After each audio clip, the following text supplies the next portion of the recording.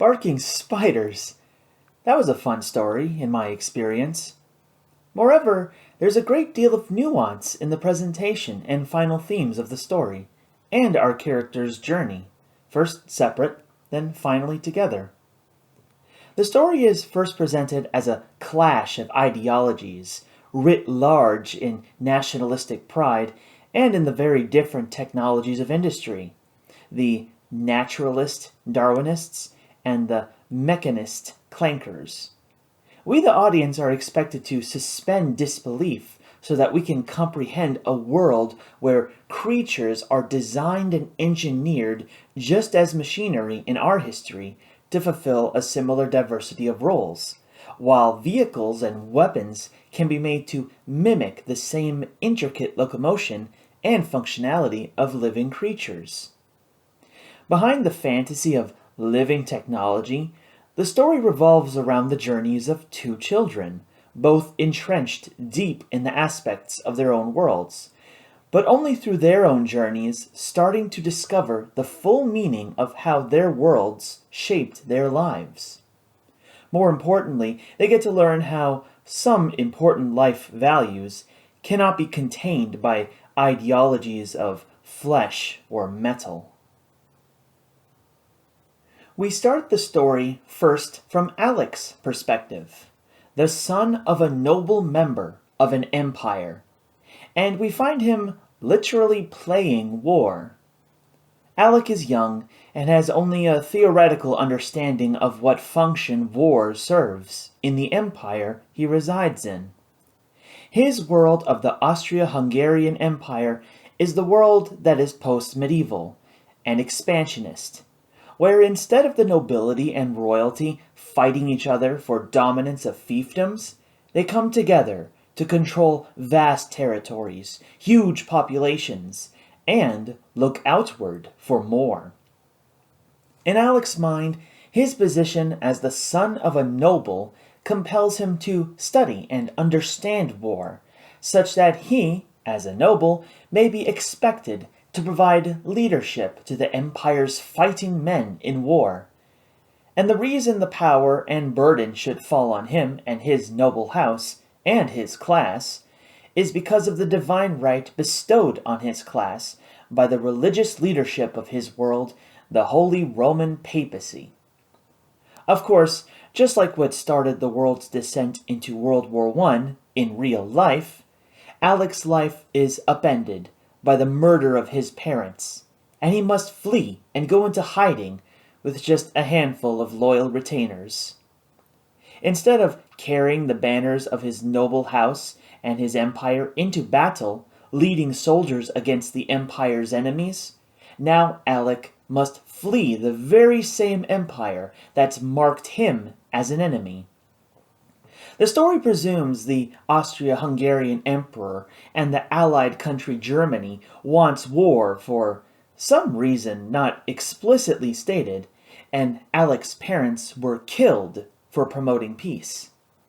Alec is hunted because, despite his nobility being incomplete by virtue of his commoner mother, he is still a threat to the emperor's power. The secret that supposedly makes Alec a threat to the emperor is the revelation that his father had convinced the Pope, the source of divine right to rule, to make Alec's birth noble, without question, to be revealed only after the current emperor's death. Presumably, finding the secret means Alec's enemies have reason to fear his survival and want his threat ended, lest their own emperor die for the stress of war, and Alec gain new legitimacy and power to end the war. On his journey into hiding, Alec and company move cross-country clandestinely, attempt to discreetly resupply without being discovered, and, when discovered, end up killing soldiers of the Empire to survive.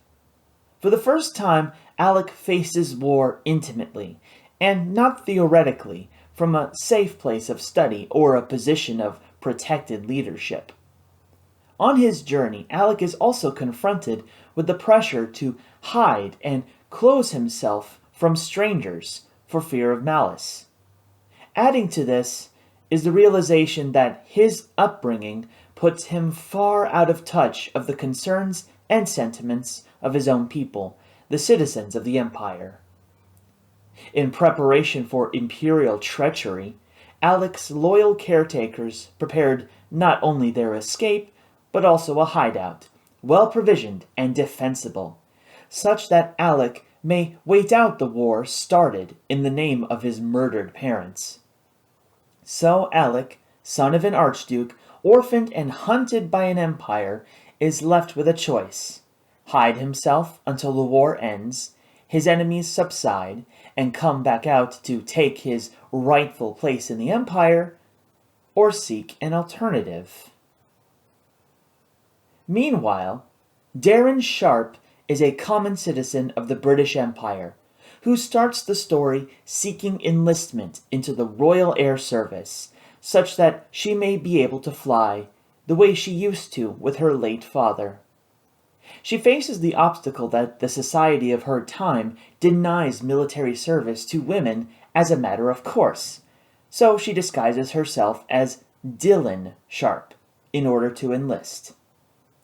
More than disguising herself as a boy, Darren ends up as a crew member of living airship Leviathan, and starts her journey learning how to interact with and manage the wide variety of beasties that make up the ecosystem of the airship. She also gets first-hand experience in how all this organic technology is designed for war, and what it means to be on either side of the deadly weapons. At the same time, Darren's position as a midshipman on the Leviathan has her confront how she fits into the ecosystem of the airship's crew.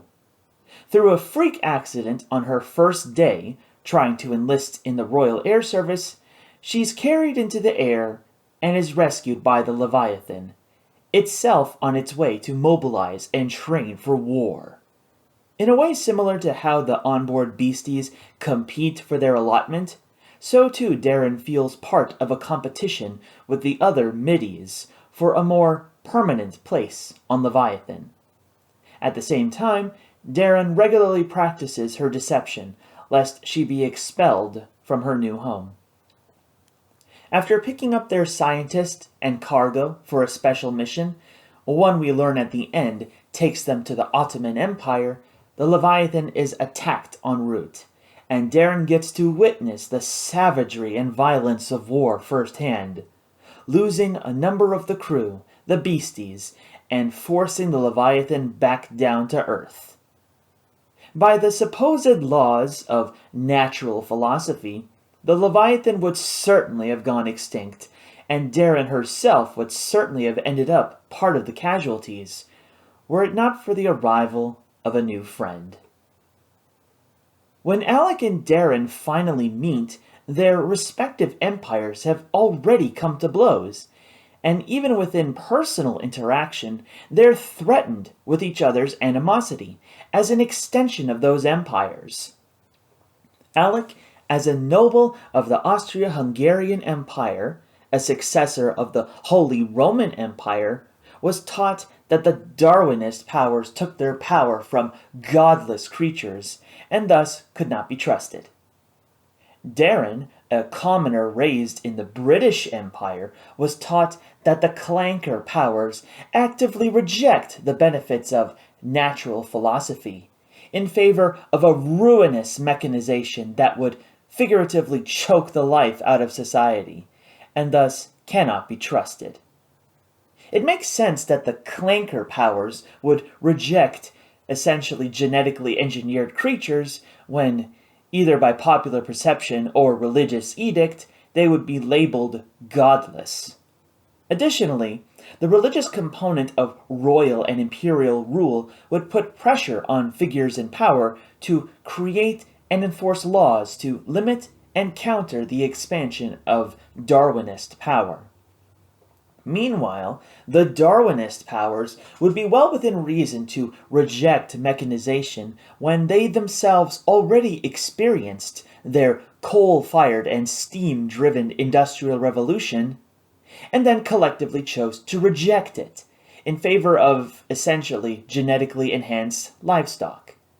In Great Britain in particular, the independent religious establishment may very well have decreed the mass mechanization to be an affront to godly nature. Of course, whatever advantages each side claims for themselves, and whatever disadvantages they claim for their rivals, both sides of the argument belie the deeper, more fundamental power structures of the empires themselves. That which demands that their subjects oppose each other and act in favor of that power structure. When Alec and Darren meet for the first time, it's when Alec approaches the stricken Leviathan to offer medicines and first aid to the crew, despite his fears of the beasties. Yet, when Darren comes to, her first loyalty is to her airship, crew, and empire, and proceeds to have Alec cornered and taken into custody by the crew, despite his protest. The reasons for doing so were certainly rational. When wrecked on the isolated glacier, they are right to be concerned about who should come by in such a short time. Just a short while before, Alec, seeing the Leviathan come down, is advised against approaching, much less helping the stricken crew, despite his own sense of compassion. His loyal retainers are explicitly opposed to helping, even if the crew were to die on the glacier. They certainly had their own reasons for doing so, hiding from one empire hunting them down, and now avoiding a vessel of another empire that would certainly take them into custody and use them as political leverage if they ever returned to safe harbor. Of course, the very structure of power in an empire is exactly what imperiled Alec and his retainers, and still persists even when in remote, neutral territory. When Alec's loyal retainers sought to spirit him away in the night, the very suspicion that they may be lying about his parents' murders and were kidnapping him nearly led him to come to blows. Any success fighting off his kidnappers would have certainly delivered Alec to his actual enemies. Additionally, after Alec finally realized the truth of his peril, his group moved clandestinely cross-country, avoiding detection by being properly disguised as commoners. I would just theorize at this point and figure, depending on the reach of the Empire's agents and the degree of information control to the rest of the nobility and masses, it's likely possible that Alec and company really couldn't afford to be seen even by commoners. It's likely that not only would the Emperor's agents reach out to professional circles, like town mechanists, to look out for a wayward Archduke's son, but also to the owners of food and housing establishments, or the leaders of police or military garrisons, with only the need to satisfy loyalty to the Empire as a necessary price. And with the European war first imminent and then well begun, it would be easy to compel the citizenry to act in patriotism to catch Alec. The alternative is that the power of the nobility and military is so far removed from the citizenry that only by blending in with the commoners could Alec avoid detection. Alas, Alec and company fail, and are assaulted by military police, which leads to casualties, and the loss of Alec's innocence to war. The plan of Alec's retainers for him to survive the war even depends on the imperial power structure that's right now out to kill him, somehow later being weakened by the war, such that the emperor himself would be out of power, one way or another, leaving an opening for Alec to come out and wield the influence necessary to end the war and reclaim his birthright. There's no way to tell in story what level of support there was in the Empire for peace in Europe, so engaging with the imperial power structure to end the war and reclaim peace still seems like a long shot. It seems just as likely that Alec becomes vulnerable to assassination again, as the pro-war faction that sought war in the first place continues the war to protect their power. Meanwhile, as far as the Darwinists are concerned, when the Admiralty and political leadership of Great Britain gets wind of clanker guests on board Leviathan by story's end, their interest in Alec and company is suspect. Britain and Austria-Hungary are not at war as of yet, but the opportunity for one empire to control another through a puppet like Alec is a possibility that's easily apparent to Alec, his retainers, and Dr. Barlow. We also learn through Dr. Barlow that Leviathan's mission to the Ottoman Empire is a direct response to a diplomatic incident between the Ottoman and British empires, where Britain withheld a warship commissioned for service with the Ottomans on the fear of the Ottomans joining Germany in war against Britain. Withholding the warship presumably guarantees the Ottomans become enemies, unless Barlow's mission aboard Leviathan is successful. If the events of the story were driven solely by the competing desires of rival empires, Alec, Darren, their company and crew would likely be lost, and war across the whole of Europe would have gone on anyway. The way our cast of characters survive the story starts and ends with overcoming suspicion and trusting each other not to act out of ignorance or fear. When Darren and Leviathan are downed on the glacier, Alec takes a leap of faith, bringing medical aid, saving Darren's life.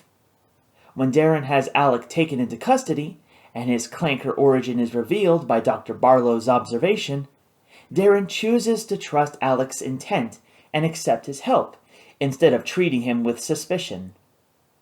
While searching for Alec's origin and finding Alec's retainers coming to his aid, Darren ropes Alec into an act of desperation to keep the shooting from starting. Darren trusts Alec that they want him alive, and Alec trusts that Darren doesn't really want to hurt him, ensuring that words come out before the bullets. When negotiating for Leviathan to be provisioned to heal and leave, and for Alec to stay hidden, Darren and Alec overcome their mutual suspicion, instilled in them by their empires, to come to an understanding. Darren recognizing Alec's sense of compassion, and Alec recognizing in Dylan the kind of soldier he wanted, or thought he wanted to be. It is also at this point where Alec opens up about his loss for the first time, trusting Dylan to keep his secret, for the sake of keeping peace between the two groups. Darren, in turn, recognizes in Alec the same grief and suppression of that grief that afflicted her when her own father was lost. When the whole group is set upon by German forces aiming to take Leviathan and kill Alec, Alec and Darren face the danger together, and out of the loss of both crew, beasties, and Alec's armored walker, comes to the realization that the Leviathan getting away and Alec staying hidden and protected is no longer possible. When confronting the possibility of escaping only by custody of the Darwinists, and formally requesting this of Dr. Barlow, the truth of Alec's identity and grief comes out, and Darren is there to fully understand and empathize with Alec, as to feeling that all the war and suffering that's happened, and yet to come, is somehow in a way their fault. Darren felt the same guilt for the loss of her own father. With Alec opening up and Darren empathizing, the trust between them is grown stronger. Their only path forward is together. At this point, there is no choice now but for the Darwinists and Clankers to combine the surviving airship with the surviving engines of the crippled walker and leave the glacier together, and none too soon as the Germans come again with forces ready to kill them all. The final act of faith that cements trust between Darren and Alec is when Darren is expected by her captain to observe Alec and company and disclose what she learns, for the benefit of the Admiralty and her government. Instead of turning Alec over for the good of the Empire, Darren offers to protect Alec's secret instead. And when Alec offers to give himself up for Dylan's sake, lest he be tried for treason, Darren is just about to reveal her own secret that can help protect his, when Dr. Barlow interrupts, postponing Darren's reveal. An aspect of Alec and his family and his history is explicitly mentioned in story, how the strength of his noble family and house has been based on making alliances rather than by conquest.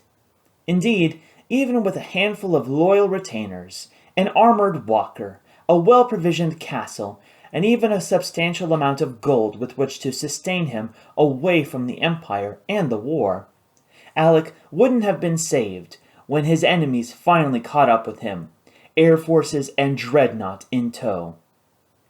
It was Alec's ability to make allies, and even friends, with Darren and Dr. Barlow that saves everyone by story's end, something highly unlikely if left to the older characters more traditionally concerned with imperial interests.